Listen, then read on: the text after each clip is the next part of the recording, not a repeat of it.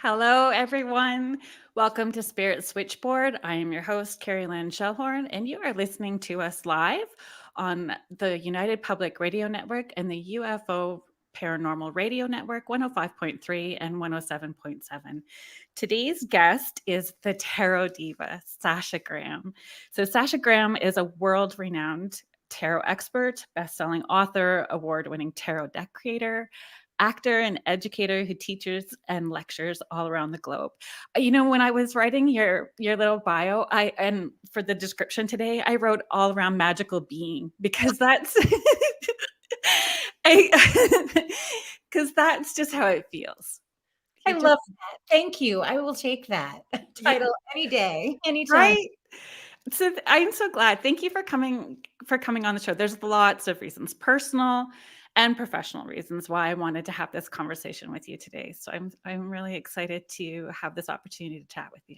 Oh, well, thank you. Thanks so much for having me on. And yeah, this is my favorite stuff to talk about. Well, you know what? Um, there's two there's two decks, two tarot card decks or oracle card decks, which I want to talk to you about in a second. Hi, Kathy. Thank you for being here. Um, I bought my daughter. I think I bought my daughter. She is 20. She's 25 now. So I think she was maybe 9 when I bought her. She was definitely under 10 when I bought her Brian Froud's Fairy Oracle.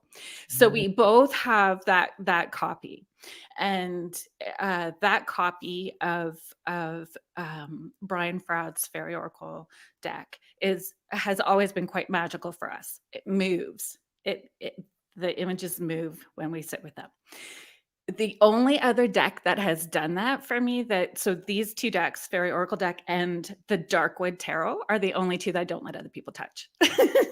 I'm okay. I use all kinds of other decks, and I'm very attracted to imagery and touch. If I touch it, it's usually coming home with me.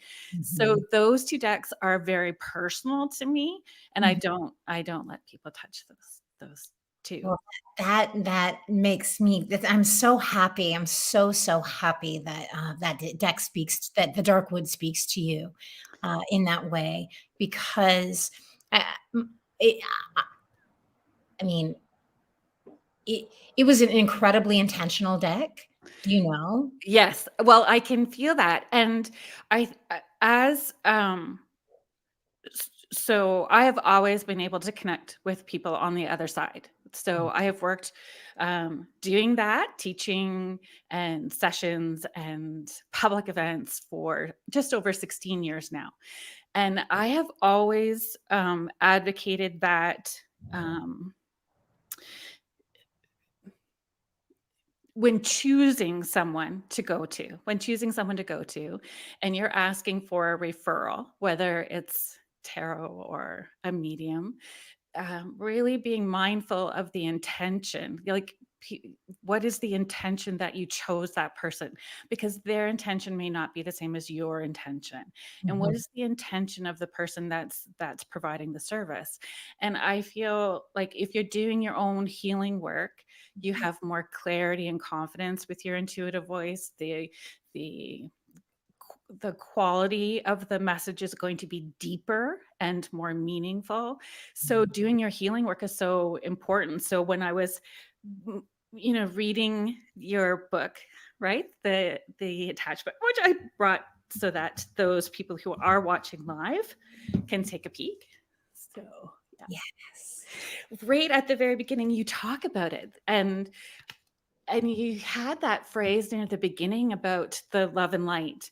And when I hear that, I always call it stink eye tight butt. I get this like, oh, like, oh, like we're only love and lighters. And I go, oh, you don't dig deep. And I know that sounds so judgy, but I really feel, if you say that you only work in the light, you're missing a piece. I think you're missing, in my opinion, and it's not to be judgy. It's you're missing pretty much most of everything because the nature of the universe is darkness, right? When we look out into the night sky, which is literally, I mean, the only reason, I think I make it clear in the Darkwood Tarot book, and I certainly do in my classes, like the reason that we're attracted to light is because most humans are awake when the sun comes up, right? That we happen to exist on a planet, right, which circles the sun, which gives us life. But the nature of the universe is darkness. The nature of regeneration is darkness.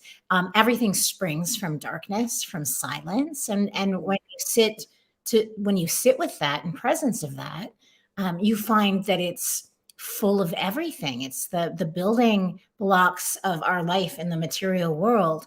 So Completely. say just love and light. Like I understand that that's something that people intrinsically do in the same way that when like we go to pray or we're looking for inspiration, we naturally look up. That all Yeah. humans, I think, do that. Yeah. And it's natural for us to be kind of afraid of dark things, like death and decomposition, because biologically that was something that we needed to avoid in order to survive. But we're beyond that now. So Yeah. And really, at the same time, though, when we're sick, it's go to bed and have a sleep, and you'll feel better when you wake up. It's a restful period. It's going within. It's a healing opportunity. it is a nurturing place. It's a nurturing space. And this is why in most religions, when you're looking at monastic culture, places that are simple and peaceful and silent and dark, do you know? And it's in the darkness also that you can kind of find yourself and the way that you relate to everything in your life. Mhm. And as I've grown older, I find like I used to when I'm sure so many of us, when I was in my teens and 20s, I was like a midnight baby, right? Like it was like I was up to all hours of the night and I would feel super creative, around midnight, 1 a.m., 2 a.m. I didn't want to go to bed. Yeah. Now, I'm halfway through my life. I go to bed early, but I wake up that beautiful darkness and that clarity and that inspiration and that nurturing space. I now find that within the hour before the sun rises. Exactly. You know, And I love that you say like I don't know if I'm 52. So I don't think that I'm not gonna be 100. So but maybe potentially I do have family like my grandma's sisters lived to 100. I don't know if I want to. So I'm saying I'm past my halfway point. My granddaughter calls me Queenie, so it keeps me feeling like I'm kind of young. It feels fun and it feels less yeah, I love that's a great grandma name, Queenie. right? That's It's I think just I might snag that. I'm gonna snag it, I I think. think you should. We have some people saying hi to us. So there's Roger is saying hello from Kentucky, Julie, my friend Julie Dow. Hi, Julie. Thanks for joining us. Neil Carr is chiming in from Portland, Oregon. And Neil's just making a comment that maybe you'd like to look at as well too. Practically speaking, all darkness is the absence of light. Without light, there's no such thing.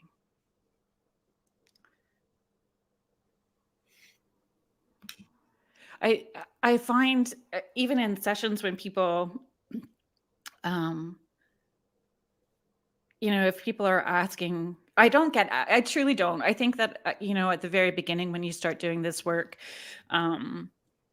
you it shifts, maybe what your intention in being of service, what that looks like to you shifts and changes as you immerse yourself in that. So I don't really get very many people asking me when I'm going to have a partner or when am I going to. And I think because I've grown that reputation for retorting back, let's look at why you don't. And where back here did that block start and how is your team of peeps trying to help you move forward, right? Mhm. And that's what I find like the Darkwood Tarot is, it really pushes you individually to look at those, aspects of yourself that creep up. Like, why do I always do that? Why do I always react that way? Yeah. And this gives you an opportunity to dig in because Yeah, the yeah. cards won't let you lie.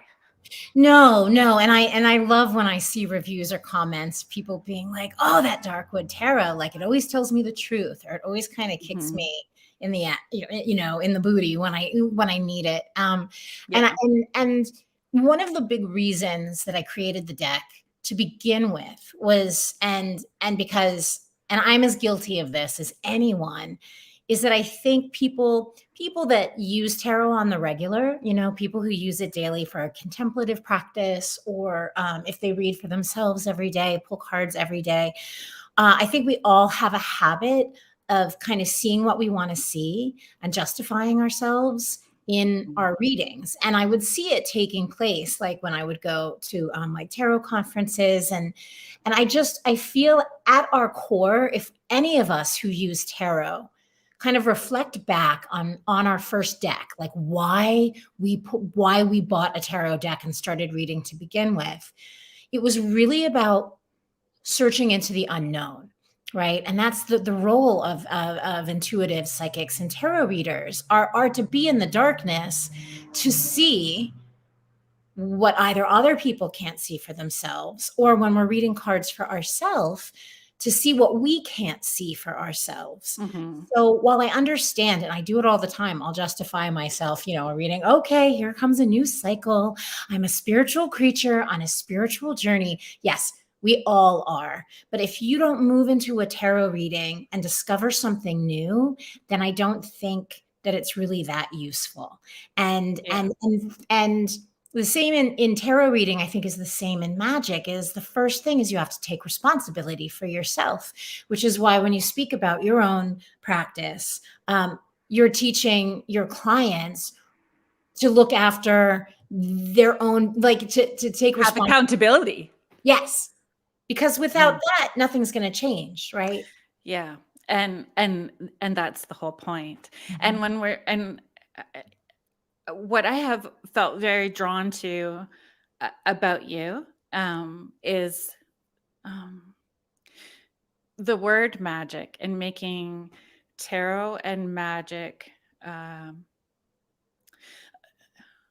that it's a flow that's happening throughout every day.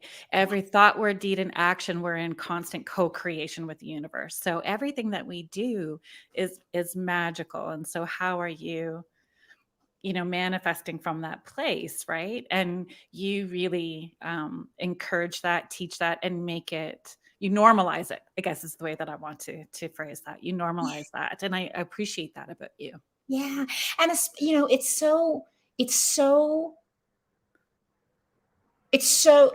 such a powerful place to be in. and Mhm.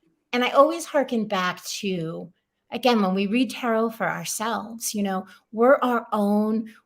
are our own wise witch. We are our own, like I always say, like, when you know yourself, you'll know more than the best psychic in the world could ever That's right. tell you.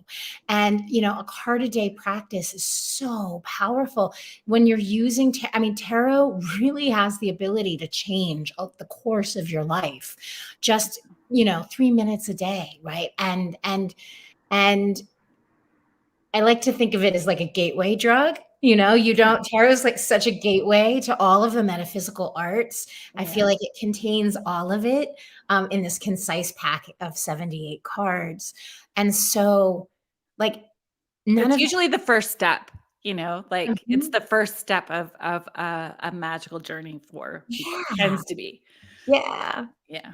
That and putting rocks in their pockets. Like those two things seems to Your be, astrology. yeah, seems to be the first few things. That's right. And can you talk about how powerful we can manifest? I watched an interview with you, just to, I think it was prep, right? A little bit of Mhm. prep before today too. Um, and it was magical listening to you talk about being able to travel and how Mhm. you manifested that journey. Could you Yeah. share that story with us? Yeah, yeah, that's so funny. I it's Thank you for asking. I love talking about this because it's a great example of Mhm. how to create magic in your life no matter what your goal is. Exactly. And somebody had called me up and was asking me for a bit of career advice. And she was like, well, how is it that you've traveled so much? And I'm like, oh, I cast a spell. Yeah, Like, I think too, like, you're demystifying certain words, like demystifying what spell is, demystifying the word witch. Like, people yes. have a preconceived idea, but really a spell is intention and imagination. Exactly, exactly. And we all get to be in control of what that looks like. Yeah. So, for me, one of my favorite things to do is to like partake on it on a daily basis. So, anyway, I was for the traveling thing, I was in this space where I really wanted to like travel and I really wanted to go to the ends of the earth, and it just hadn't been in the cards for me up until that point. We didn't have the budget for it. I had a fair, my daughter was probably like 11 or 12, and it just didn't see, I was like, I'm not sure how this would happen in my life, but I really want it.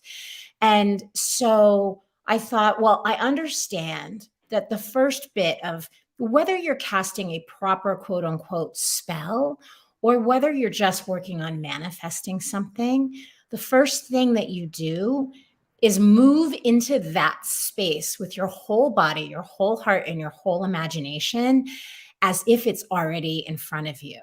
Mhm. And it's a really simple thing to do. So, what I decided was that, okay, I really want to travel. So, for 15 minutes a day, I am going to be in the space of it, in the mindset that I'm traveling. So I live in New York City and I also live in the mountains. So when I was in the city for 15 minutes a day, usually when I was like maybe walking to the store or walking to pick up my daughter from school, I would walk on like different routes than I normally take and have that kind of wide-eyed, like, oh, like you are when you're in a foreign city and everything's magical and you Right. look at it differently. I would walk like that. I would look at it's easy to find tourists in New York. So it was easy in the city to pretend that to be in the traveler's mindset. And then when I was up here in the country, I was able to really use the sacred geometry and the repetition of the earth just in my backyard.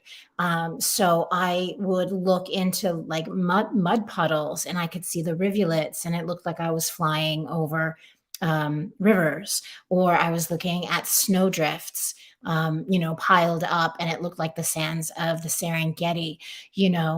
I could look at a willow tree and think that that also like looks like rivers, and so I would do that combination of kind of city country traveling. And the most important part, I think, about the spell work is letting go of how it's going to happen, Mm. how it's going to turn up. So I didn't try and figure out this is where the travel is going to come from. I just trusted that it would arrive. And it wasn't that it was maybe within a year of doing that. And it's fun, by the way, right? To live in that Mhm. space every day. It was a great time and I discovered so many things in my own backyard. But my foreign publishers, so my books are sold, to foreign publishers. They started ringing me up and asking me, Sasha, would you be interested in coming to China to teach? Sasha, would you come to the Middle East? I would love to have you for this tarot conference. And it was just incredible. And like one of the places I had always wanted to go was the Himalayas. And so the place in China that I wound up going to a couple of times was the gateway city to Tibet. So I wound up in the span of 30 days in 1 year, I was at Mount Everest base camp. I went as far as base camp, so the crown chakra of the earth. And then less than 4 weeks later, I was at the Dead Sea in Israel at the root chakra, the lowest place on earth. So magic works. You and the way it winds up happening for you, that's like the big wonderful surprise of divinity or creativity or whatever you want to call it. That's like the icing on the cake. I have goosebumps from head to toe. Like, it's such a great example of it. And that really is the hardest part for people, is the letting go of how it's going to unfold. And it's very hard to encourage people, um, to lean in and imagine what it would feel like if this was already your experience. Imagine you're already in that experience and what would that feel like? And then when you feel like you're going off kilter, like it's never going to happen, leaning back into what is it, what's that going to, and just keep coming back to it until, because it's a practice. And I think people forget that it's a practice, and a practice is exactly that, right? Like, Yes, and it's pleasurable because and I think that everyone needs to also remember too, whatever it is that you're searching for or yearning for, you felt it to some degree at some point in your life. yeah, So whether you're looking for love or like your dream house or the family, I don't know, whatever it is that you're searching for, you can find something somewhere that you've already experienced that feels like that, and then move into and it doesn't have to be 15 minutes a day. It can be 5 minutes a day. yeah, So, what does that look like? What does it feel like? And then what can you do to embody that? So I love to say when people want to find love, the like when you're hot, right? So begin every day as if you're going to see the love of your life that night for dinner. Like, think about how you move through a day when you're madly in love with someone and the world is dripping in magic, and you get up and you take a shower and you get ready and put on like your creams and your makeup, and like you're so like on fire. Right? If you can engage that part of yourself for even 5 minutes a day when you're getting ready, and then just trust, right? And just stay in that mhm, space, they're going to show up so quickly. Do you know? And the trick is just to not doubt yourself and to just like I align it with the Tower card, which is letting go of the expectation. Let yeah. go of how it's going to look, who's going to show up. And Um, expecting the most benevolent outcome, just expecting it could be even yummier than what you've yes, imagined. and it always is. It really always is. Oh, and that Yeah, is the universe letting yeah, you know that not only did you choose well, but that it works. And it's funny because as a magical practitioner, in a sense, it is so simple and it is mhm, so easy. And even I sometimes will get in my own way and don't realize I have these incredible tools at my disposal. Um, yeah. but it's mind blowing. I have so many examples of it. I'm sure you do too. So yeah. Yeah, that's the journey of it. Like, it's epic individual journeys, even though we're, like, part of that collective consciousness of one, but understanding if we are when we're in that place of manifesting, it's coming from that highest vibration within us that can ripple out, and it's, sometimes a rude awakening for people when they have to acknowledge that when they are in those places that don't necessarily feel all good to them, how Mhm. they project that out can also create their own block, and more of that can return to them. So It's that's true. And I a think that there's bitter pill for some people. yeah, it can be a bitter pill because I don't think that you can responsibly cast magic that really works for you if you don't take degrees of Mhm. responsibility for yourself. And I think that Yeah, that's also why age is our friend. Do you know when yeah, it comes to magic? And I think that there's certain magic and sorcery that people should not do or attempt until they're over 40 years old I because agree. I I agree. couldn't I didn't have the discipline and the ability to let go and get out of my own way in my 20s the way I do now. Do you Yeah. know? And it's seeing the having gratitude and being thankful for those, those blocks. And I was just talking about this actually in the last couple of days. Like, thank you for giving me the opportunity to practice healthy boundaries. Thank you for giving me the opportunity to walk away from something that doesn't serve my highest good. And when you practice that, you start to have gratitude for even those irritations, but those irritations become less. Mhm. And then Mhm. your manifesting powers just go, whoa, through the roof, right? It's so It's true. And it's Mhm. and it's a funny thing because people so often when they come up against, and all of us do when we come up against a roadblock, this is just this is a terrible situation. No, it's an opportunity. It's an opportunity. It's an opportunity to pivot and to learn and to actually break out of your pattern, and that's, hearkening back to the tarot. Um, Reading tarot on the regular helps you see the patterns of your life. And while sacred geometry and the nature of the universe works, repetition works. When something works well, like nature will just repeat it. But we're not here, I don't think, as repetitive creatures. I think that, like, I always define magic as when your authentic self comes into alignment with the expanding energy of the Mm, universe, right? So you're yeah. evolving, you're unfolding. That's what you're here to do, not, I mean, in a repetitive place. So you want to be breaking those patterns. We want to be moving further and farther because, we're the dream that all of our ancestors had. That's us right now in this moment. So that unfolding, was that part of the inspiration for Witch's Garden? Because it just feels like it went full circle, right? Yes, Though I have to admit, I don't have that one yet. that's Yet is okay. part of that conversation. No, it's a It, very it's a different deck. It's a very different, I mean, the yeah, entire style from the watercolor, sort of the cottage. imagery is very different. Yeah, yeah.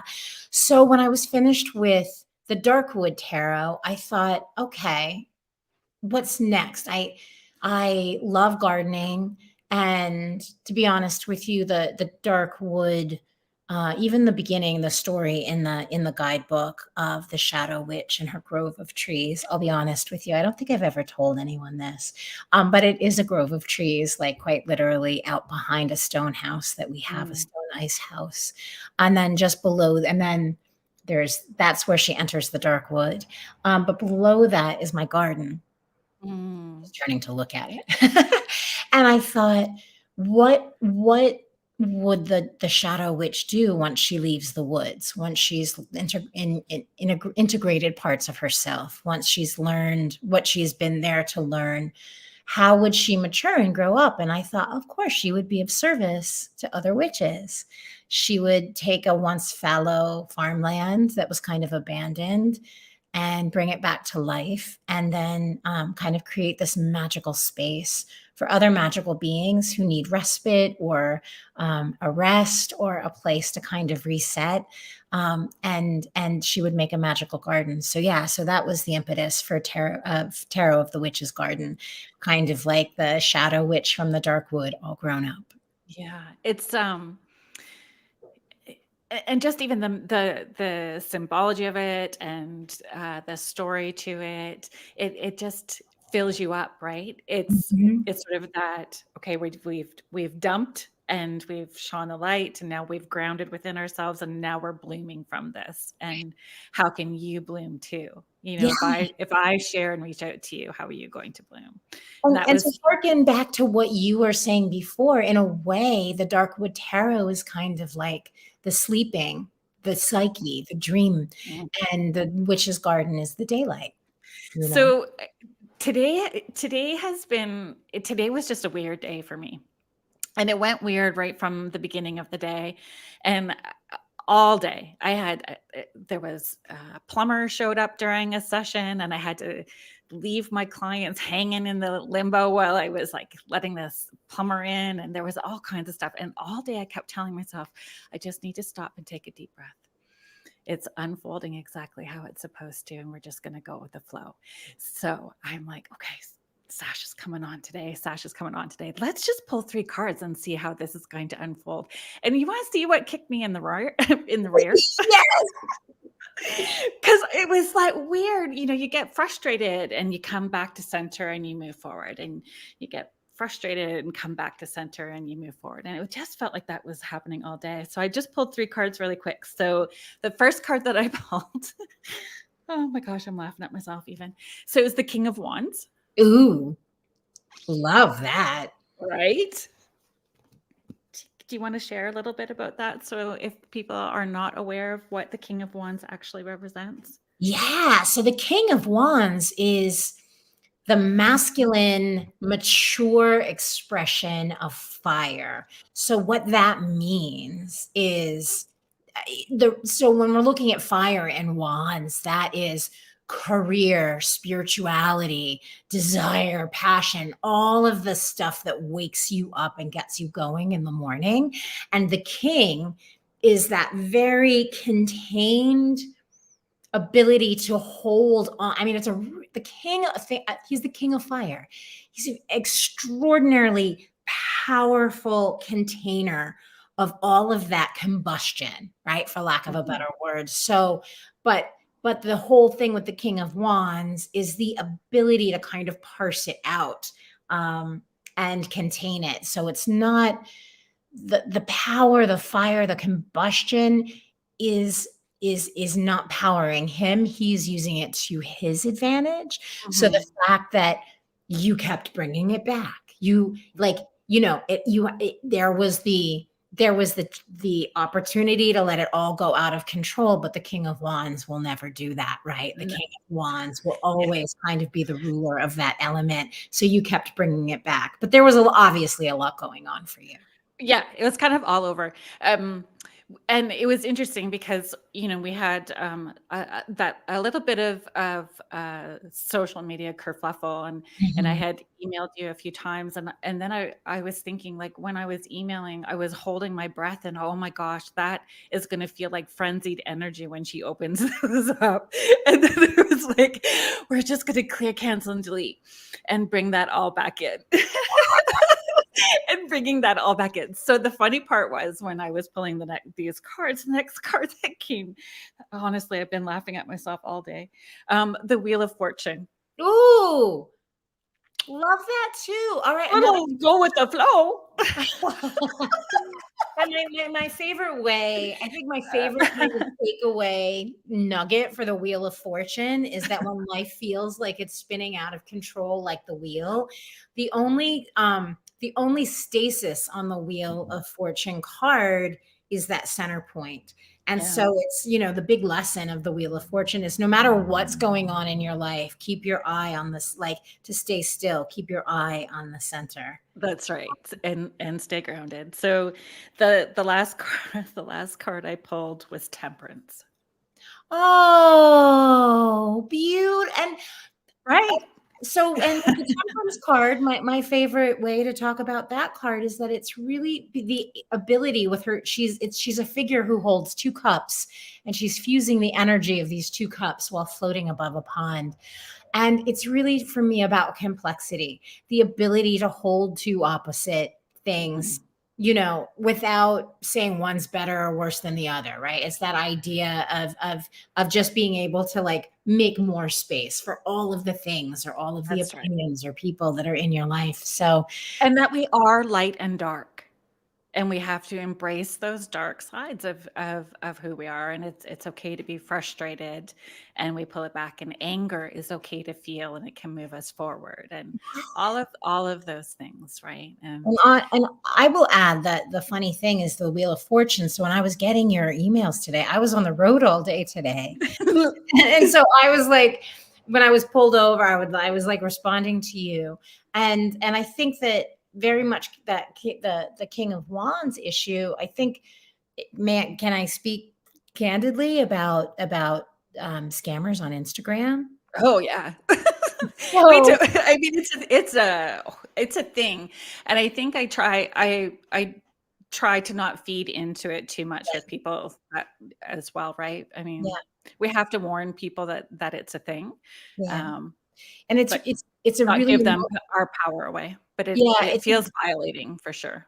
And it's in a very emotional topic. And for anybody listening who doesn't know what we're talking about, it's on Instagram and on social media in general. There's tons of bots and imposters, people who will take tarot card readers, psychics, even my yoga teacher in India. There's fake accounts out there. Bailey Sarian, True Crime and Makeup on Mondays on YouTube. Her stuff, the scammers for her too. Like it's a lot of us.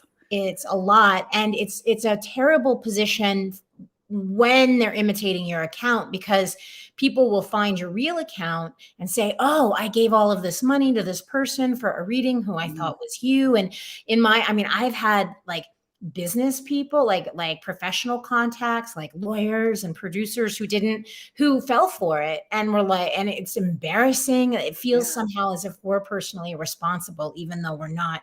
So it's a very emotional subject, and rightly so, I think, for all of us who get our identities stolen online. And I'm the same way about the fake tarot decks, the bootleg tarot decks. Oh, It yeah. gets me so emotional, but then I'm like, no, to your point, how can I feel the feeling, but then not lash out or go crazy when it's happening? Yeah. And, um, and I kind of poke fun of it at the same time, to be honest. I know that's probably not good, but The humor a is little bit. If I start calling you my beloved, there is something wrong. There is something wrong with me. I am ill. If I start saying your ancestors have a very important message and you need to reach out, because I just never talk that way. I'm Grand much saltier. Like, we can't be salty on here, but when I'm not here and people are seeing me live, definitely the words are a little more colorful and tend to be a little saltier. But the Um, lesson that even taught me, because I would be like, "How could you think that was a message from me? I would never speak like that." I know. It's a reminder really of how much people are really paying attention to the way that we speak. Well, but I feel too, though, um, uh, uh, and I've said this often, that people reach out to people like us, um, even church, when they need hope. Yes. So when they're needing hope and they're needing someone to hold their hand, even if it's energetically, Mhm. and helping them, ground and breathing through an experience with them. So grief gets in the way, overthinking, and grief for many reasons: grief of an end of a relationship, job, whatever the grief source is from. But I mean, they reach out to us. So we do, because we're empathetic, feel Mhm. horrible that they've had yet another lesson go through, Yes. in being scammed. And I mean, we can only do so much to educate people to be discerning. Yeah. And again, to not that, the information is out there, especially now, more than ever with AI and not knowing, you have to know who you're talking to online. You have to know who you're ordering products from, who Yeah. you're supporting, in every, not just in psychic and intuitive places, but just across the board, as good kind of technical hygiene, I guess, so that you're not taken advantage of in any way. um Maybe let's bring it let's shift let's shift and talk about creativity, Okay. and imagination, and how much that, like, how important is having a creative outlet, to our intuition, to reading tarot, to understanding your own personal developing your personal intuitive language. Yeah, so Read how more. important that a person's Mm, activating that creative part. yeah. Well, and that's when I remember when I realized just how crafty witchcraft was. Like, the first time I went into, like, a candle carving making class, I was like, "Oh," like, like, witchcraft in and of itself, whatever kind of witchcraft you practice, and even tarot reading too, not just Mhm. spells. It's inherently crafty. I mean, we're all creative beings. And there was one time in our history where we would really, like, build our own houses, grow our own food, make our own clothes, most people, right? And so there's something incredible, I think, Make that Christmas presents. We made our gifts for people for their birthdays. yes. And Yeah, so what is it that you're doing when you're creating something?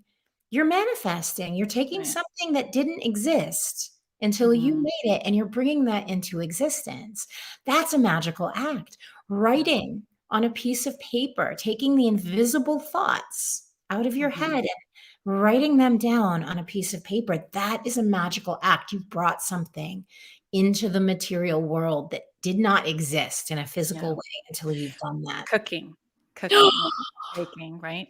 My oldest son, he's 30. He's 30 now, but when he was a teenager, he said that he was going to he wanted to have a deli shop, like he wanted Mm. to become a butcher and have a deli shop. And he said, because when I make sandwiches for people, I make them with so much love, people can feel them. So it's just going to taste different from somebody else's. So true. Right, and so now I have a kiddo that's moving into culinary arts, and he's saying the same thing, like, he needs to be in the right frame of mind when he's doing this, because he understands his thought process and his energy is going to affect the way that he outputs and what that's going to taste and feel like. So, I mean, however you want to look at it, you don't have to accept, the term magical or witchy, No. but just look at what you're creating, or call yourself a manifester if you need to, but it's all the same thing. It's all the same thing. And that includes things that people might normally some people hear the word creativity and they go, "Oh, that's not me. I'm not I creative." know, I know. And no, everything that you do in your life is a creative act, whether or not you're a Yeah. lawyer or a bookkeeper or a pastry chef, right? And and I think again, there's so much first there's being a creative act checks off so many magical boxes because when you're in Mhm. the moment of creation, you're in the moment first of all. So you're in a state of flow and then you keep adding more like when you talk about cooking and everyone's different, but like it like the creativity of cooking begins with wandering through like a farmer's market or the grocery store when Mhm. you're finding your ingredients, seeing like speaking to the food. Like I will ask, I am known to ask an egg, like, how do you want me to make you? Yeah. Like, how do you want to be made? Like, what is kind of sparkling at you, getting your attention? What Yeah. is your intention? How much pleasure can you bring to the people that you're cooking for? There's so many aspects, and the same holds true for all creative acts. You know, it's just up to us to move deeper into of how we're applying ourselves into what we're doing. And the same is true for magical practice too. Like one of my favorite things to do is, you know, I used to just only practice magic spells like on my kitchen table with my cards and my candles. But in the wintertime now, I go out and I will do it across an entire field. I will draw symbols, you know, Mhm. across an entire acre that somebody could see in an airplane flying overhead. It's a powerful thing to do. If you're near a beach, you can write in the sand. You know, there's just no end to it. It's endless and it's so fun. It And is fun, and it's super individual, and then that's, you know, what people need to understand as well too. When I've taught about, sigils, there was a lot of, you could feel people kind of holding the breath because it felt outside of their comfort zone. And I said, this is just, if you looked at it as another way of presenting an I am statement. So if you wanted just an I am, you know, affirmation, take your affirmation and now we're going to create a symbol with it.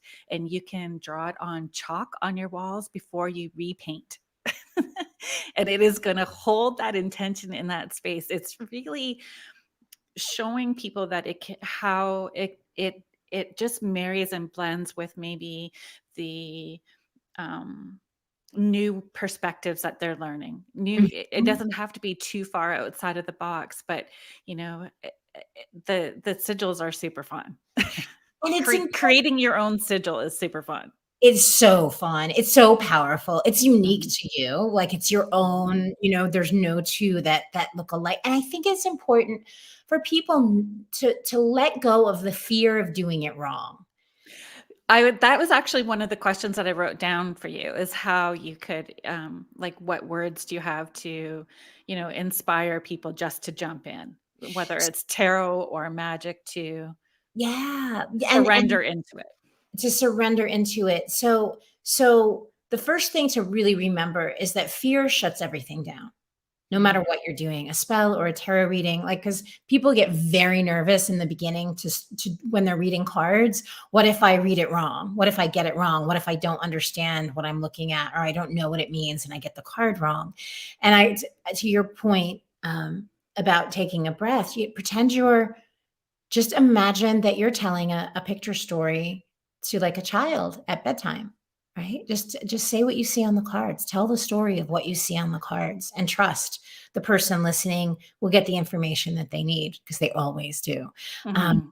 when you're doing and because in all magical arts and the art of life, you're anytime you do make a mistake, that's going to help you, right? That's going to help you. You're going to never make that mistake again. That's right.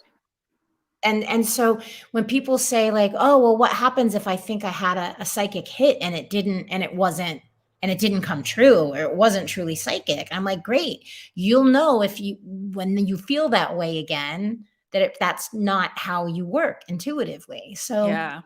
So in And it's finding out what your intuitive language is, and it happens over repetition. Like for my daughter, her intuition, because she was having that issue, right? Like I'm leaning in. This is what I'm receiving. This is the choice I made, and it went to hell in a handbasket repeatedly. She had a pretty wretched year that way, Mhm. and she was losing confidence with her intuitive voice. So we did this little intuitive, practice, and we were leaning into it, and she made the discovery that her intuitive voice is louder when it's don't go this way.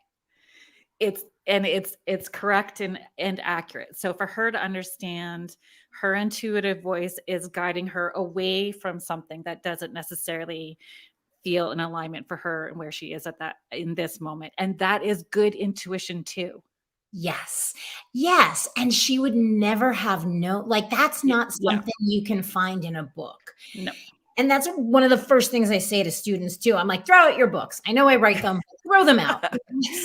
Because how we Yeah. are built and how we move through the world is as unique as your kiss, Yeah. you When know? you wrote those, it was through your lens of experiences, Yes. and how we interpret will be through our lens of experience. Exactly. No Mhm. two people are alike. So that's why I don't love, the catchwords that people use. I mean, I think that even words loaded, there's so Yeah. much nuance inside of that. Yeah, yeah. So yeah, you've got to be willing to kind of throw yourself safely, kind of not throw yourself, maybe thrust yourself into spaces Yeah. where you can start to test those things out. And what's exciting is, yeah, it's no one else can teach you. Like you have to figure that out for yourself. But once you do, Mhm. once you discover kind of what your secret superpowers are, or your superpowers are, Yeah. like your daughter understanding, that particular facility in her intuition, you will be able to work with that for the rest of your life to your benefit Mhm. and the benefit And of others. yeah, and it is magical. And I mean, using tarot can be those guide points through the way, and or validating you Yeah. at the same time, right? Like it's coming back to that, and being comfortable in creating that daily practice Mhm. of even pulling a card and seeing where that goes. I'm all about holding. I encourage people, like, we have our inside ear, inside eye, outside eye. And if you've not explored all the ways that your intuition speaks to you, you have to play with all of it to figure it out. Hold Mhm. the cards with your eyes open, eyes closed against your chest, up Mhm. to your heart, feel them, and how you do it is going to work best for you. Yeah, yeah, and the great thing about tarot specifically is that it doesn't take a lot of time. Like I said, like 3 to 5 minutes a day, right? Pull a card Mhm. in the morning, ask a question. What? You make it very accessible though, because tarot can feel very overwhelming for people trying to understand, the aspects to it.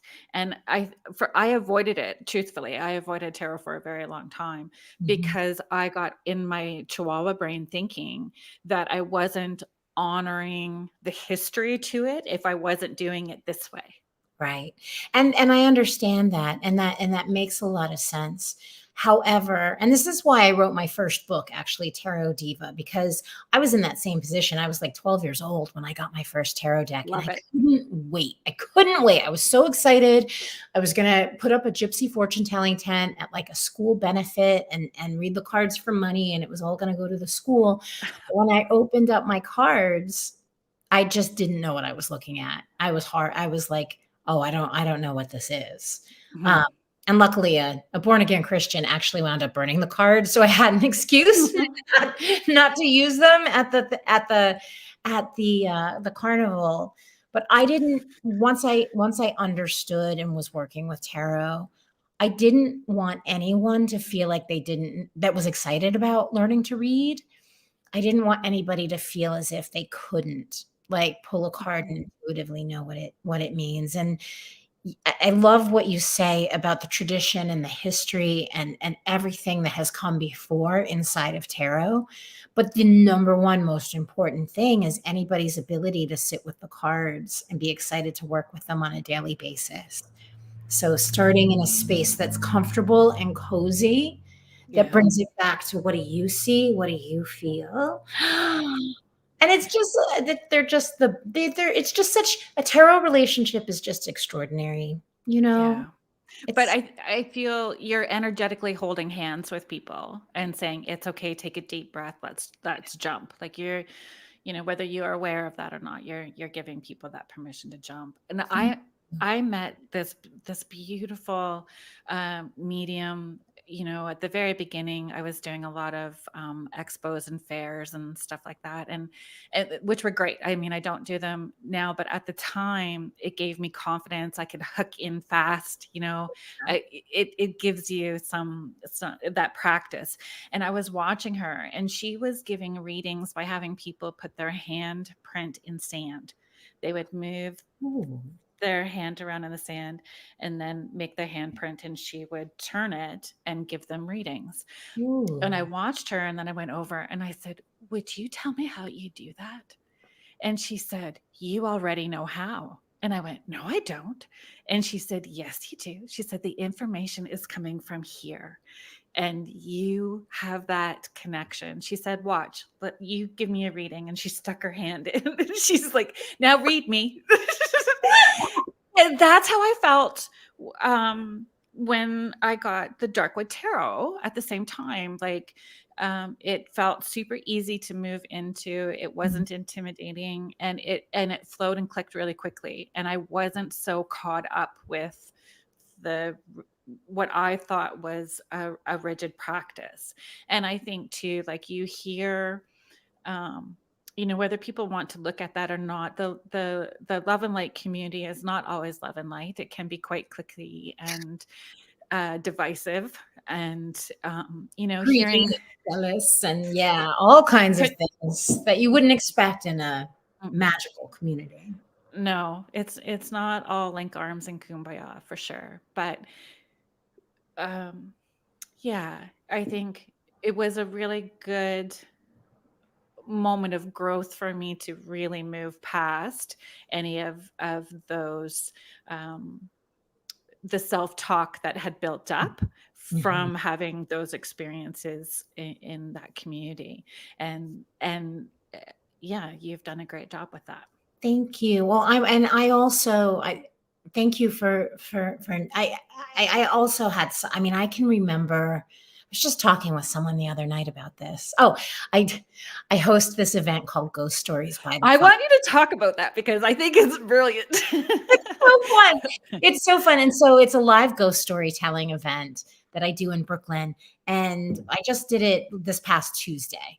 And one of the stories was about a magical shop called the Magical Child that existed in New York in the 80s. It's gone now.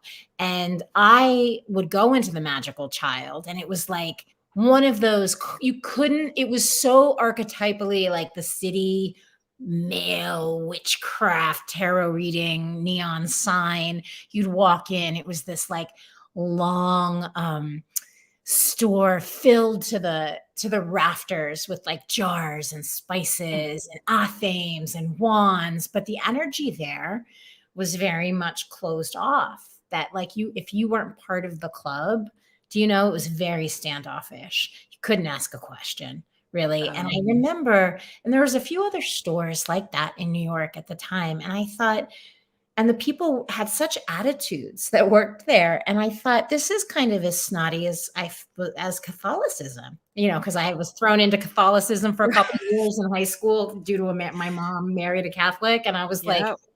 and I Can be was, as rigid thinking. It's as rigid thinking. yeah. And you and I understand that people want experts and that people want things to be explained to them. And so that is why there becomes like the hierarchy in religion and in Wicca and in different groups. But we're talking about magic. Which Yeah. is, we're always learning. We should be learning every Like, day. if you realize that everything in around you is magical and that we're all beings of magic, like what, like it's so counterintuitive to keep anybody out of that. So that's another, yeah. So that's part of, I don't want people to ever feel like outsiders. You know, I don't think people should feel bad or ashamed if they're honestly curious about learning something that has the potential to transform their life and the lives of others. And at the end of the day, it's just good fun, because tarot reading is fun, you know? Ouija boards are fun. Like this is fun. That's such a hot topic. Is it? Oh, Ouija boards are a hot topic. Really? I love them, but the amount of people that are scared of them Yeah. is incredible. And when I question them, I said, well, you know, using a tarot deck, using a pendulum, tapping in with your intuition, all of those are tools in opening a door to the other side. So it doesn't matter what one you're using, it's your intention that matters, how you are approaching it, using your divine team. If it's an app on your phone, even, it's you're opening a door to The other, something bigger. and that something bigger, that other side is always right there with us, regardless of what devices we're using. So if you're in a dark, negative, grindy point in your life and you can't break out of it, you're summoning energy, like it or not. Like, you don't need the Ouija board to bring in darkness. You know, it's the same thing. Like, you know, I still have yet to meet someone, like when we're talking about like moving into the invisible world, I've never been hurt by an entity that I've only ever been hurt by like real life human beings. You know, and people get I so was scratched once, though. Were you? And it was my learning lesson, because I went into it was actually my son's bedroom at the time. There was some issues going on, definitely this spirit that was attached to him that was on the negative side. And I went in with ego and not of service. So you will get kicked in the rump when you're approaching it from an ego space. And it was a huge learning curve for me, because I went in just me. I didn't call in, you know, my divine team, my answers. I didn't call in to be of service. And I went in and I heard a growl. I got scratched at. I came out. I called my friend who said I was supposed to be doing this work of service for people. And I told her she was freaking crazy. There was no way I was stepping into doing this. Like, if I'm going to blah, blah, blah. And she said, did you call in your team? And I went, oh, man. And then I went back in and I did what I needed to do properly. And I have never, you know, almost 17 years later, have ever had an experience that way. And I think that I really took that to heart in teaching people your intention matters, and here's how you do it correctly so that there isn't this issue. Exactly. People are going to play no matter what. People are going to play because they're curious. So teach them right. And take responsibility. Know what your boundaries are. Know how to, you know, like, have your safeguards, have your team. I love how you call that. That's great. Your team. Yeah. And that is having, you know, good spiritual hygiene, I suppose. Yes. And your spiritual hygiene is just as important as your physical hygiene. Like, remembering how important that is, right? So I'm really sorry that, you know, it just says Facebook user for us right here. But we have a listener saying, I actually bought a rock today with the word magic carved into it. Love it. Super. That's awesome. That sounds like something I would hold to ground myself. I loved using rocks to ground myself for Right. magical things. And Contessa is asking, does calling in your team help? Oh, do you want to answer that, or do you want me to, or shall we both? I think that you can first. So the way I look at your team is when I'm doing any kind of work that I would call like between worlds work. In other words, if I'm going to be journeying somewhere, if I'm requesting something, and also, to be honest with you, if I had a period for many years where I had a lot of between world nighttime experiences that I wasn't asking for, I would just wake up and be in them. So your team is a spirit guide, right? So, or a spirit animal that you go out of your way to find out who that is and make that relationship so that there's someone that you can call on should you need help. So you're not journeying alone, or a companion that you just take with you every time you move into those spaces. It's also great fun. It's a reciprocal relationship, your team, their friend, everything that counts in the real world, right? With friendships and relationships counts in the invisible world. I would also include ancestors, Yeah. spirit guides, and they're there so you're not there alone. Yeah. And it brings them joy to help us be of service. Like they're there to support us. So we have to give them that permission to intervene. We have to ask them for that because we have free will. Mm, So if we don't ask, we're not going to receive it. So, you know, mhm. making sure that we initiate that. And I just started, and this was actually inspired by Maya Angelou. I just Mm. started working with my team in a really fun, different way that I wanted to share. I happened to be, I was actually in New Orleans and I was doing a lot of events where I didn't know, like it was my first time down there. I was down there at Hex Fest. Oh, I think I saw some of your posts about that. Super fun. And so I went down on my own, and I didn't know anyone at that festival, before I got there, and so there were, like, parties and events that I was going into just by myself because I didn't Right. bring my partner with me, my husband, or a friend, and I had just seen Maya Angelou had said, "Whenever you walk into a place, never walk in alone. Always bring like your people with you, and so I was like, oh, this is a great way for me to not feel uncomfortable because I'm here by myself and don't know anyone. And so I asked who wants to come to New Orleans with me, right? And so I had, my one of my spirit guide ancestor, my godfather actually, and he Nice. was with me the whole time, and it was amazing the difference. I didn't feel weird ever when I was by myself. Oh, that's fabulous. And when we're doing that in between work, if there's something that makes us uncomfortable, they're there when we say, I need you to pull that back. They're there to help pull whatever is there and to intervene for us. Yeah. Um, Contessa is asking how we can find out who our guides are. I personally feel they're with us in subtle ways all the time. It's leaning into it, right? Mhm, mhm. When I needed to find very specifically someone who could go into the in-between worlds with me when I was having those nighttime, experiences, I actually just found I respond well to guided meditation, very well, so I randomly found a guided meditation to connect with an animal guide on YouTube. And so I did that guided meditation and I found out exactly who my animal guide was. I now can you could so I feel like guided meditations are the best way to find out who your guides are. Yeah, Um, I but agree. you can also but that's more in messengers when animals show up in front of you. So yeah, how do you find your guides other than guided meditation? For me, Yeah. so I'm definitely a feeler. I'm a feeler person. Mhm, So what I've so I know meditation for sure is one, and and I do those meditations with people to help pull that guide in. But I also have taught people, if you sit quietly for a 2 week period before you even get out of bed, list those things that you're grateful for. So it's pulling you into that higher place.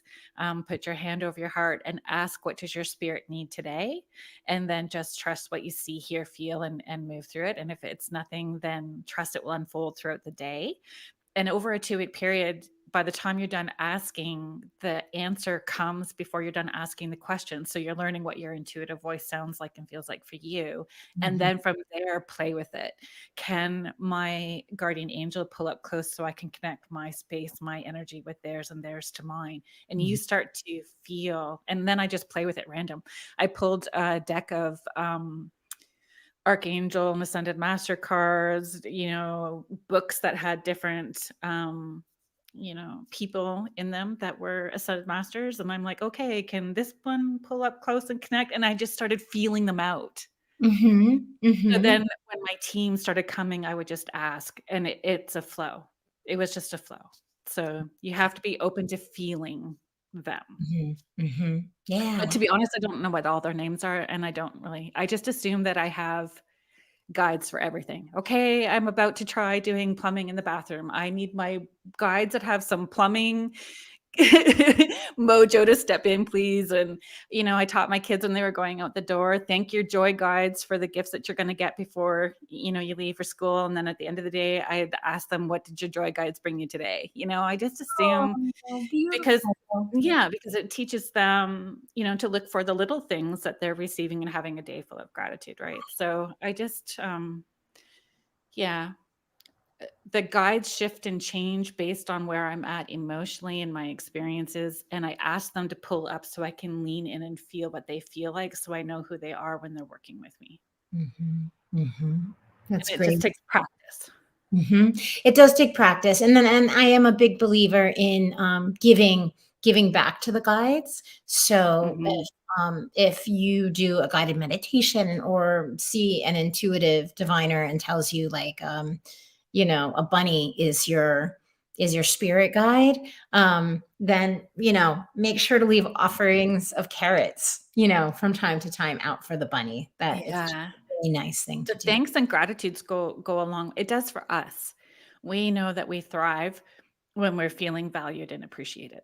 Dude, I love that you keep talking about gratitude because gratitude is the biggest magic. I have Mhm. a gratitude practice with my sister every morning when I wake up, and she wakes up. She's in California, so she's 3 hours behind me. But we each send an email first thing to each other when we're Aw. sitting with our coffee and tea and just saying, "This is what I'm grateful for today." And I started being grateful in advance for things that I Yes. wanted to bring in. And oh my god, since I could share a very Yeah, please do.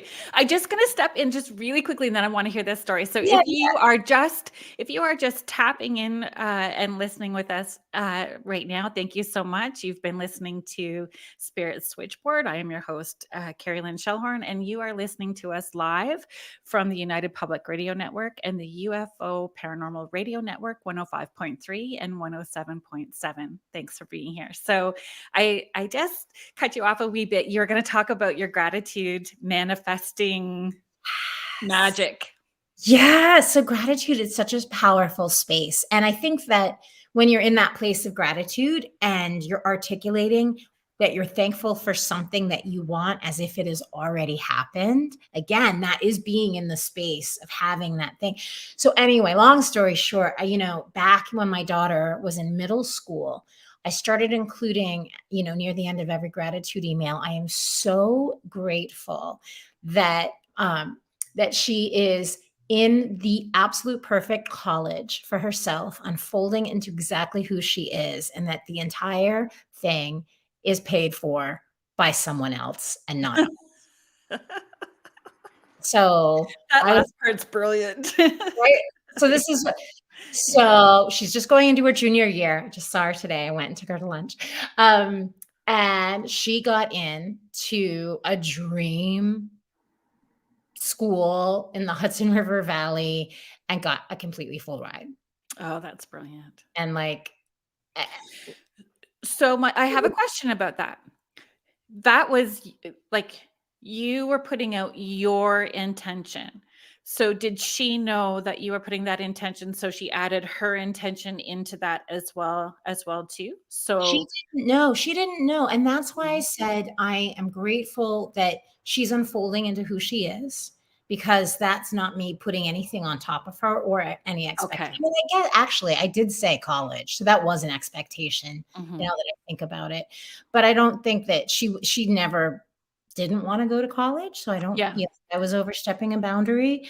And I made it a point that it was, it was the college of her dreams. Yeah.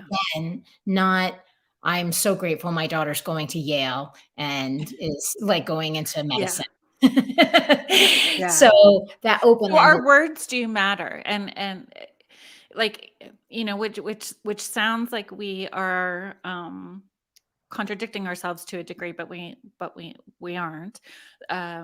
The intention that you're giving it in the words, and being mindful of it that way. Yeah, it's the boundary, it's the structure that you're giving it. Words really, really do matter, and yeah, and it's really important if you're casting for or intending for someone else, Mhm. um, not to make decisions for them, right? To Yeah. have it completely open for them.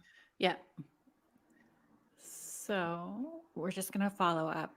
Um, they're asking, so those feelings help you identify who they are. Mm. For me, yes, but I'm a feeler person, so I usually feel first, and then I see and hear. So that's how it works for me, but it may work differently for you as well. Did you want to speak to that too, Sasha? Oh, How you identify who your team oh, is? who they are, who they are. Mhm. Yeah, I mean, for me, I I will I guess feeling, I mean, our entire body is always tasting the world, right? Mhm. In so many different ways. Yeah. So I'm always pretty certain they will appear to me in a way that makes sense. So I knew when I went to find my spirit animal, I knew what that looked like. When it showed up, I knew exactly what it was. I consciously work with people, my aunt, like grandparents and people Yeah.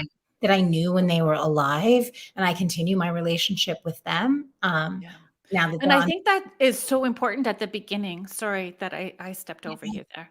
Like my grandma, when I started doing this work publicly, it was always my grandma that came in first because she was my comfort zone. And I think for us, when we breathe and relax into it, it's so important. So those people that we're comfortable with put us in that right place to do what we're about to do, right?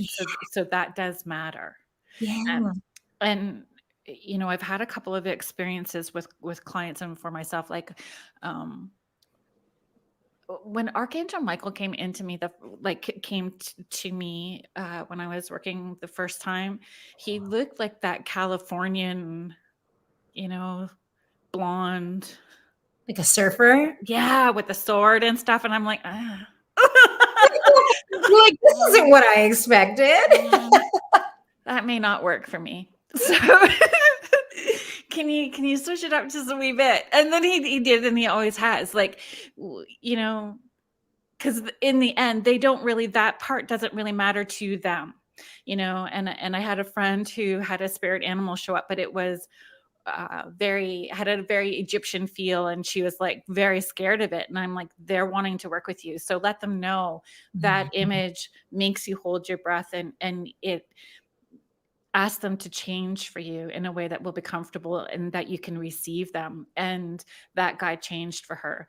Mhm. So again, being honest and transparent and giving of ourselves. And it's um yeah, we're creating sacred vulnerable space, Mhm. Mhm. for ourselves and others, and we need to be comfortable to work from it. So being okay to say, hey, that's not working for me, can we switch it up just a wee bit? And even and to follow up on that, and this is a great way to find out if somebody is really kind of going out of their way, or something is going out of their way to become to have a relationship with you, Yeah. if something is popping out for you and it doesn't make sense, if it's not something that you expected, that's the best way to know that there's a spirit guide working for you, or a Mhm. message coming through for yourself. If it doesn't make sense, and I've had very visceral experience, and I would be like, why am I feeling that or seeing that? Yeah. It doesn't make sense. That's how you know it's really happening, right? Yeah. Because it's something that couldn't really possibly be coming from your own psyche in that space. I don't know. Yeah, and then it's like, oh. It's just then you realize that it's just magic that's happening. It feels magical, Yeah, and it's exciting and keeps you moving forward, right? it is I really exciting. I had a client say to me that they had gone to a reader, and they told them that they had like they had a guardian angel and 8 angels and so many guides, and they had them all numbered. And I was really, I had to bite my tongue, and because I said, maybe you did that day in that moment. Yeah. Very well, you could have had that, but be open to that's going to shift and change. And Yes. it's always Yes. fluid. It's so super fluid. It's so super fluid. And yeah. It's so funny that I'm happy to hear you say that. I used to have, I don't even, when I can't really recognize something, but I know that they're there, I will let it be, whatever. I used to, Mhm. for years and years in my yoga practice in Shavasana, I would have, they were like this little team of, they would come and do like healing medical stuff on me when I was in Shavasana. I could Oh, feel them like fixing things. And I would be like, oh my God, that's so weird and so wild. And I haven't felt them now in maybe 2 or 3 years. And a medium friend of mine, Heather Carlucci, she said, Sasha, you don't need them anymore. They've mm-mm. gone off to someone else. And I miss them so much. But And sometimes it's they're stepping back to give us a growth space because somebody or them have more to offer us. So they move out of the way so something else moves up, right? yeah, It's and even for our loved ones in spirit, but it's it's empowering and exciting and inspiring when you lean into how magical you can be. yes, and that even when we feel the most cut off and isolated, we're never Mm. truly alone. And you know, you don't have to necessarily lean on spirit guides for that. You can lean on nature. You know, you can sit Yes. outside and sit with a tree. I mean, e- everything is alive, everything is energy, and everything is speaking to us all the time. You know, Mhm. you're walking past a flower garden and you smell a beautiful, you know, a beautiful flower. It's trying to get your attention. It's trying to say, "Hey, look at me." And I think that that's part of the reason that psychic readings, tarot card readings are so important, because it people feel seen in them.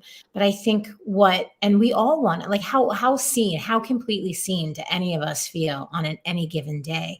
But I feel like the trick is everything in the universe wants to be seen. Our spirit guides, the energy, the flowers, the trees, animals, they're all vying for our attention, right? Because our attention is our magic wand. Do you know? Mhm. So as much as we feel like we want to be seen, so does the rest of the world. And so does, you know, divinity, the creative principle, whatever you want to call it. Even that wants to be seen. And it's my hunch that that guiding kind of intelligence of the universe doesn't know necessarily what's coming next. And so when you're in magical dance with that thing, vis-a-vis a spell or intention or creativity, what winds up manifesting from that is as much of a surprise to the universe as it is to you. Do you know? And it's really Mhm. partnership. There is no knowing. There's only kind of what happens. So we can feel alone, but we're not. We're not alone. And that's what inspires you for your next projects or writing, is just being and allowing what's coming to you to Yeah. move you into that next phase. Because Is that correct? 100%. And the way we think of a spirit guide, right? You can think of that way within, like, with any book project or any tarot project. And I think this is true for a lot of artists, even the quote unquote non-spiritual ones. There's an intelligence that wants to come through, right? So when I'm thinking of a book, when I have a really great idea for a book, I know that it's already finished. It just needs to come through me. And Elizabeth Gilbert speaks to this at length in her She's book. so brilliant. Oh, she's so wonderful. And she's very transparent with her growth and awareness and giving people permission for the same. Yes, and she'll say, and she's cited examples where she had this great idea for a specific project, but she didn't do it, and then it went to someone else, and this person that she later met wrote like the book that, you know what I mean. So creative ideas have their own unique intelligence as well, and so when I'm in a highly creative space, like I will literally, I know when I'm done with the manuscript to something. I can feel that point. There's a lot of back and forths when you're writing a book, whatever, but I know when it's done. And like the next project literally comes and it sorts itself in my brain, and I know what my next thing will be. And then Is there a grieving period when you're done a project?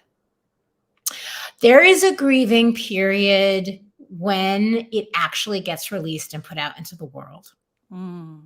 Because at that point, I have absolutely no control. So I get really excited, like when the box gets delivered and I open up and I have my, it's like a big box of tarot decks or books. Yeah. But then I almost have to turn away from it. I can't look at reviews. I can't look at sales. I can't even consider how it is being consumed by the people that purchase it and work with it. Because I am so close to it that it would break my heart, if people discard it or whatever. So thank you for asking that question. Yeah, there's a big mourning period. And there's also, once it's out in the world, I also feel like it's not really my own anymore. Yeah, because everyone's going to interpret it through their lens. So there is a surrendering to that. And I mean, we certainly see that with creatives, right? Art, musicians, songwriters, in particular, songwriters too, right? Their intention in putting it out and how people interpret it. Yeah. It's Yeah. hard letting go. It's brave though. It's very brave. Like people who put themselves out there, it's such a brave thing to do. Thank you. But and it is a lot like having children, because we don't raise children, little people, so that we can keep them all to ourselves. We have to Oh my gosh, no. we have to let the world have it. No, And I used to tell my kids all the time, it's my job to facilitate independence so that you feel like you want to go and that you are a productive member of your community when you get there. and then you do it successfully, and then they leave. And you're just like, I know. Come back. My oldest kiddo moved provinces away, so that was a big leap, and he's just creating this magical life for himself right now. He's so in a flow. It's super fun to observe and witness, and you must see that too, though, when you're doing workshops and those aha moments click for people, like when you actually observe, like you can physically and feel it emotionally that they've just had a moment, A catharsis, and understanding. My favorite. Well, I have a lot of different favorite pieces of workshops and classes, but please share. when I see, especially if I've got beginners in the class, and there's a certain point when I send them off to do their readings, their partner readings, and they're partnered up and reading for each other, and the room is full of excitement and energy and chatter, and you just see everybody's like in it. It is like, oh my God, for me, it's the greatest feeling. And then I do twice a year, I teach the Kripalu Center for Yoga and Health up in the Berkshires, a yoga and tarot retreat with Allison DeNicola, who creates oracle decks for US Games.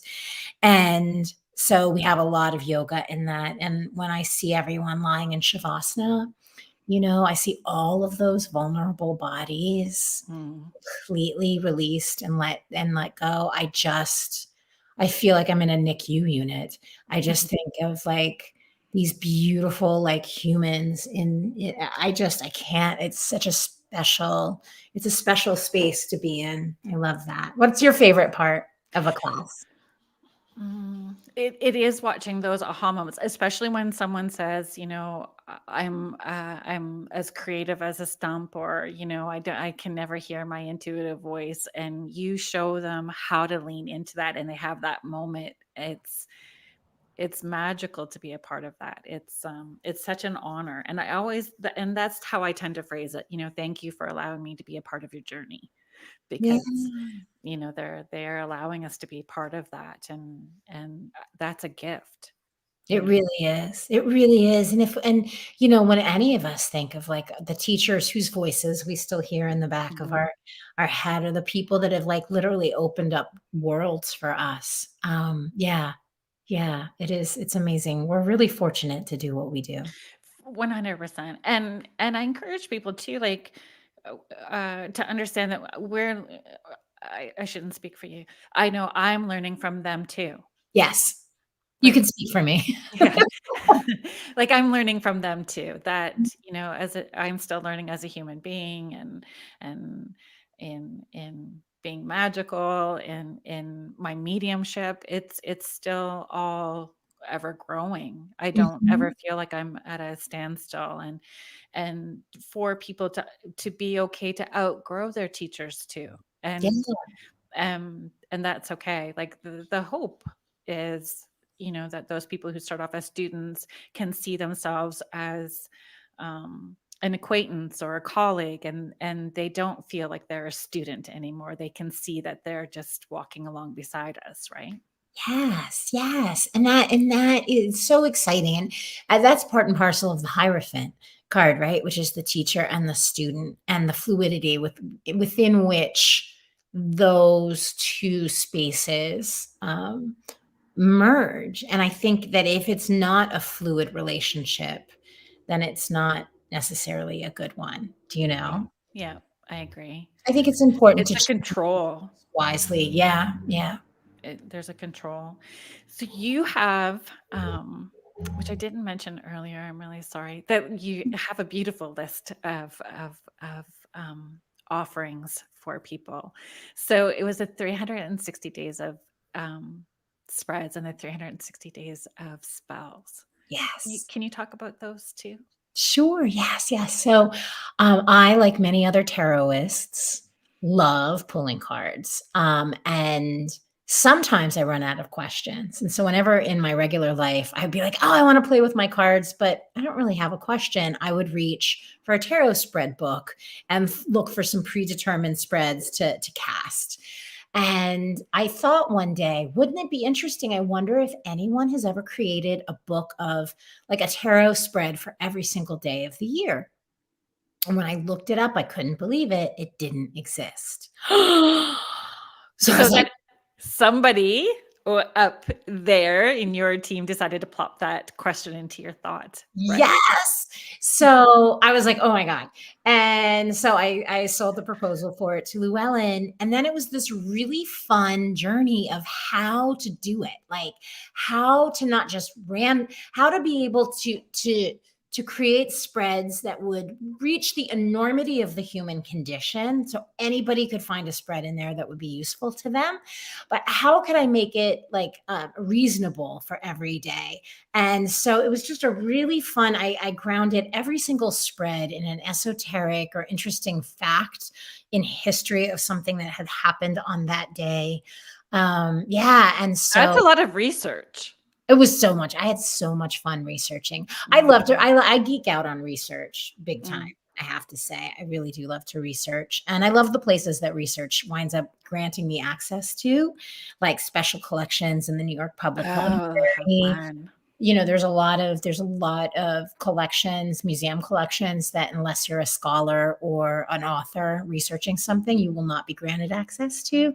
So I've been able to hold Bram Stoker's Oh, personal letters in my hand. I've been able to look at W.B. Yeats's pamphlets that he wrote for the Golden Dawn, and wow. the librarians would bring it out and like put it on velvet in front of me, so I love to research. Yeah, and I love to fill a void. I love to create something that hasn't been done before. And so when I finished the spread book, I was like, oh, well, now I have to do this with spells because there should be, And they really do go hand in hand. Mhm. Yeah.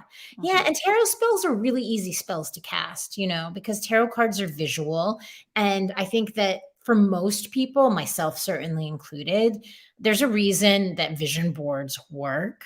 Mhm. There's a reason that everybody should have something magical on their cell phone homepage that they want to manifest because you're looking at that like so many times throughout the day. But tarot spells are really easy, fun, and simple and concise to cast. So yeah, that was fun to write that book. And then it's great because when I'm writing a tarot or a magical book, I'm also doing the magic as I'm like writing the book. So Yeah. it's like really, I'm very fortunate. And then but you can feel that if there is a person who is mm, energetically sensitive, whether they want to say that they're empathic or that they're sensitive, you can feel that. When I've received books in the mail from authors, because I used to have a radio show a really long time ago for parenting kids who were intuitive, because I had Ooh. these intuitive kiddos as well too, right? So I really wanted to fill that void in creating that community. So when people would send books, I could tell when I was receiving a book from somebody who did energetic healing or was magical in some way, because they put that intent on it. It's almost like you could feel it humming when it's coming out. Now, you don't get to do that with your books, but you can feel that hum with the words and Mhm. with the images. You can feel that you've been putting that into it, even though you haven't touched each one individually. And I have to tell you, it's so interesting because when I can recognize novels that I'm going to love by, for lack of a better word, by the way that they hum. I will Yeah. know from the very just glancing at the first and not even reading the paragraph or maybe one paragraph in, and you can just, oh, it's attuned to exactly what's going to be magical and fantastic for me. Yeah. And yes, and sometimes that hum, we don't know if it's validating, inspiring us moving forward. There's just something that is right in the flow for us in alignment in that moment, whatever it may be. And this is the important thing I think about being mindful, being rooted in the present moment, being in touch with your intuition and your psychic facilities, is that the world will start to glimmer for you. It will start to glitter and glimmer in the same way. If I'm reading a tarot spread, I know which cards inevitably are kind of leaping out to me that I want to That's what focus. happens. They go 3D. Yes. Oh, I'm so glad you feel that way too. In my head, when I close my eyes, even if I'm doing a reading in a crowd of people, I'll close my eyes and that's what happens. I can still see all the people in the room, and then their dead folks behind them pop out at me like 3D, and I'm like, "Oh, okay, we'll do you next." And away we go. 3D. That's so, but yeah, for me, it's like, those books, where what those books that were popular like 15, 20 years ago, they were like the 3D, you look at the crazy illustration and kind of fuzz your eyes and Yeah, suddenly it become yeah, 3D. yeah. Yeah, that's how the tarot spreads are. And it's not like that in regular everyday life when I'm moving through a day, but I can tell when there's something I need to pay attention to, even if it's as insignificant of where I should go to lunch that day or what I Mhm. should pick out at the supermarket or which street to walk down or which kind of, I don't know, it's this, when you're honing in on your intuitive, magical self. It flows into everything you do in your life, and it really will guide you into these crazy, right, synchronistic places, into the places that you're meant to be. Mhm. And if you have an intention behind that, then that just solidifies more of what shows up and sparkles for you. So the trick for all of us is is learning what that looks like to us and then how to follow it through your day.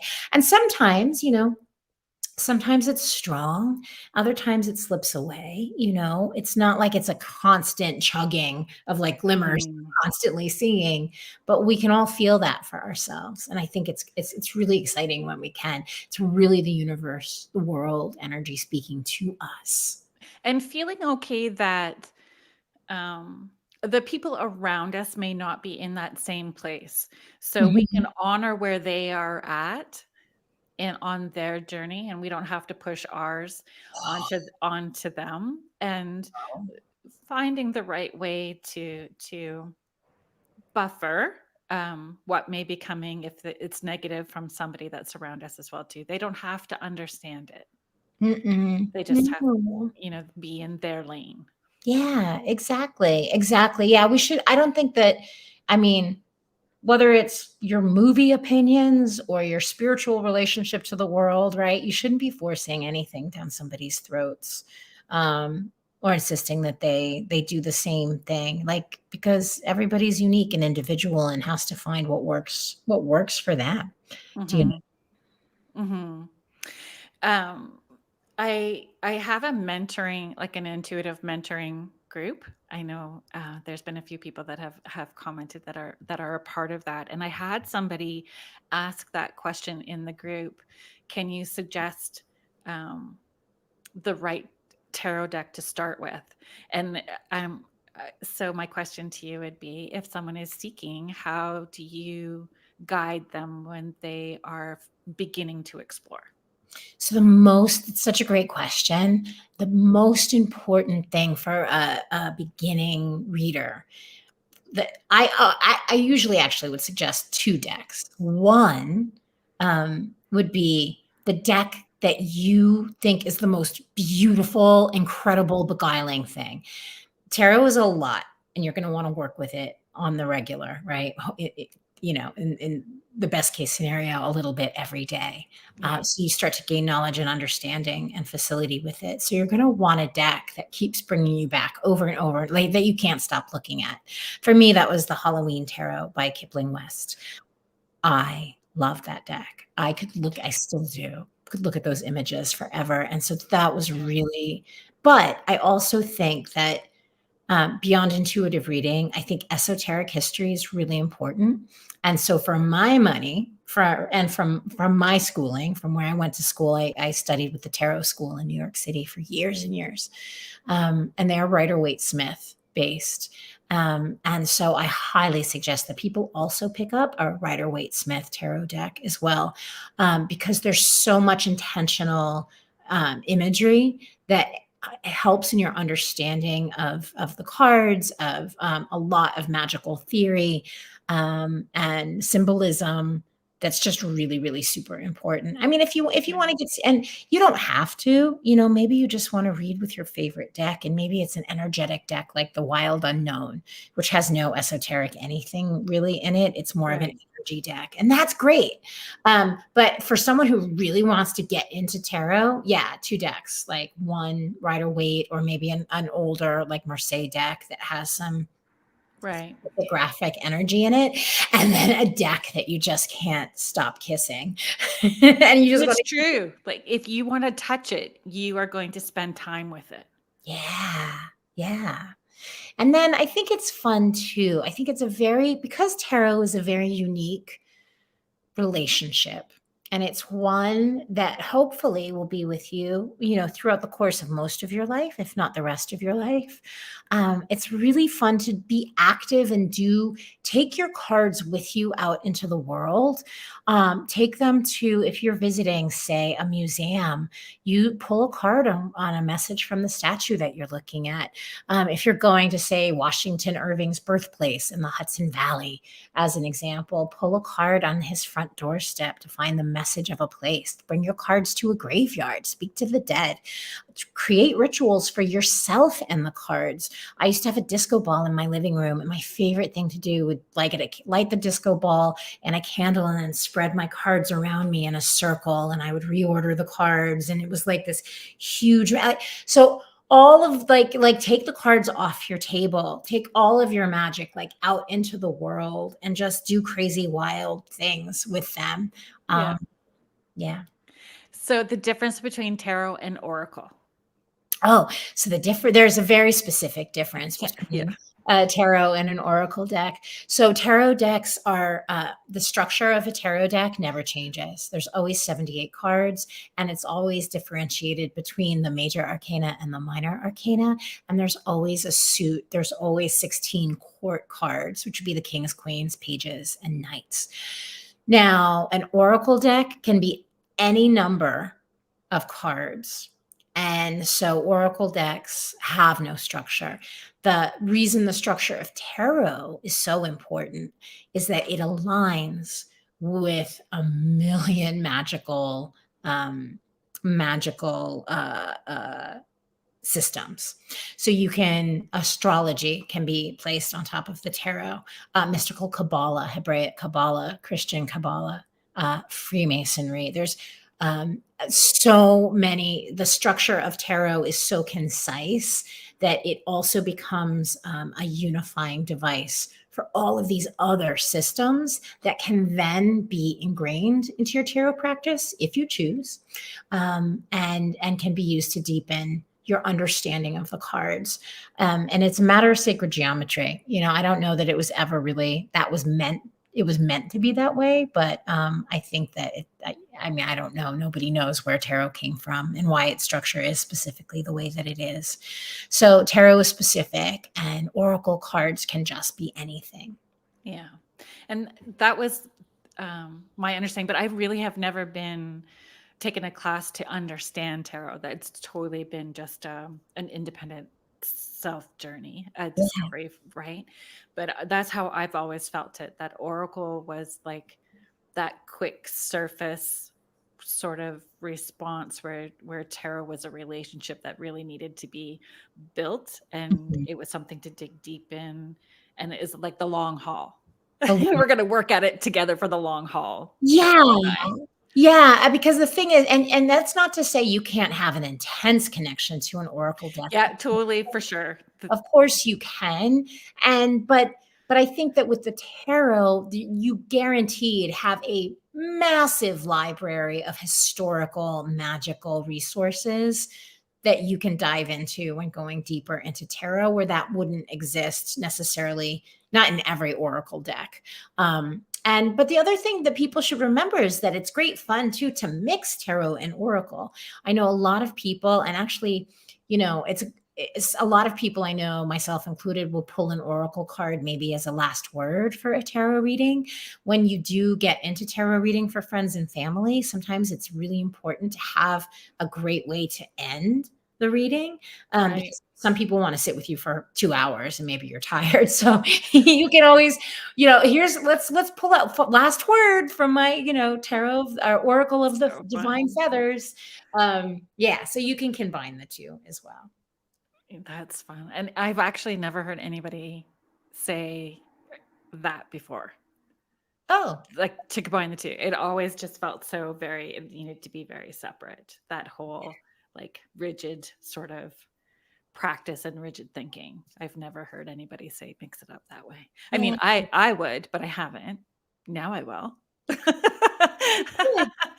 Because I'm kind of shocked that I haven't, because I'm such a scroll on Red Bull. I'm like, why not? Or you could pull at the beginning, let it set the oracle deck, set the context, set the house that you're going to be reading. Yeah. And being okay that it's because I have so many different decks for different reasons, right? Like I would loved the show Penny Dreadful. When Penny Dreadful was out, I was so drawn to it. And I'm like, oh yeah, they have Penny Dreadful cards. I'm getting Penny Dreadful cards. Because look, they were the exact cards that, she was using in that show. There was just such a fun connection to it. And a serial killer deck, which don't judge, but no, I did Tarot of the Haunted House. I'm not. Yes, I know. They're brilliant too. But it's dark. So like dark is not. Yeah. So you have a serial killer tarot deck? Oh yeah. Etsy is such a great place to find those independent, makers and artisans for that sort of stuff, right? And what was interesting for me too, in giving yourself permission to go outside of what you normally are drawn to. Like I'm normally like part of what really drew me to uh um the Darkwood Tarot was the imagery. Mm, Like the imagery really just pulled me in. But when I'm doing readings for people, it's a black and white deck that I tend to is the most used, best love, and it's so opposite to me. I love color and in my face, and it's the opposite. So being okay to explore outside of your comfort zone with decks is important too. really important because you're gonna come across things that'll surprise you, right? Yeah, And yeah, like, yeah. and it's just yeah, to the that point of like evolving and evolution. It's good to keep your practices fresh by trying new tools, by trying new Mhm. things. Yeah, for sure.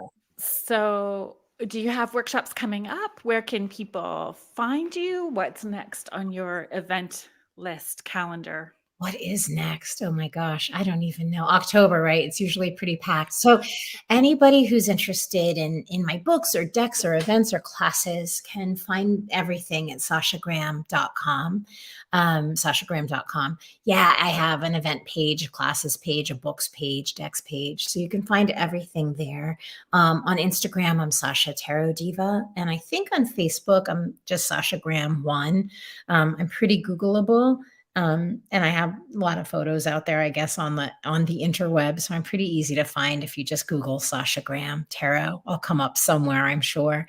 In terms The of Tarot Diva. the Tarot Diva, right? That was the name of my first book, and I'm just like, Yeah. I'm just keeping it. It's and you should, just as I do Queenie, it's a label.